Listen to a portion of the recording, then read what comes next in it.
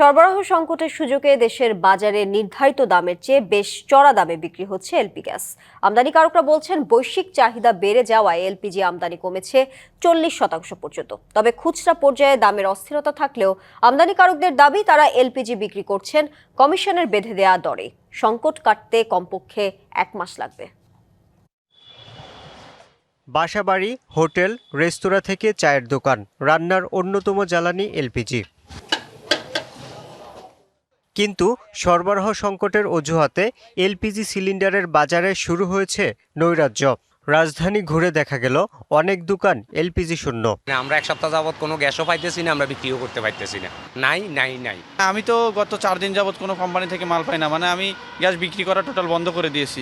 এদিকে Bangladesh energy regulatory commission BERC সবশেষ 12 KG LPG সিলিন্ডারের দর 1253 টাকা বেঁধে দিলেও সংকটের সুযোগে খুচরা পর্যায়ে দাম বাড়িয়ে দিয়েছেন বিক্রেতারা। আগে ছোট গ্যাস আসছিল 1250 টাকা, এখন কিন্তু 1600 টাকা। একটা গ্যাস যদি আমার 900 টাকা বেশি যায়, আমার 2টা গ্যাস লাগে, আমার যা আয় আছে এর ভিতরে যেতেছে। এটা টানা তৃতীয়বার অর্জন করেছে দেশের সেরা সুপার ব্র্যান্ড স্বীকৃতি বসুন্ধরা টিস্যু। দাম বাড়ছে থেকে তো আমরা ব্যবসা করতে পারতেছি না, আমরা গরিব মানুষ তো অসহায়। যারা বড় বড় ডিস্ট্রিবিউটার 200-300 বোতল বিক্রি করে ওরাই সিন্ডিকেট করতে আছে।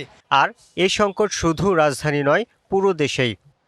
যখন গ্যাসের দাম বাড়ে 100-150 টাকা 200 টাকা বাইরে যায়, আর যখন কমে তখন 5 টাকা 2 টাকা কমে।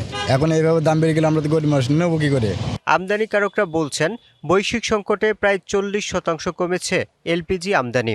1,50,000 টন এলপিজি বাংলাদেশে আসে প্রতি মাসে।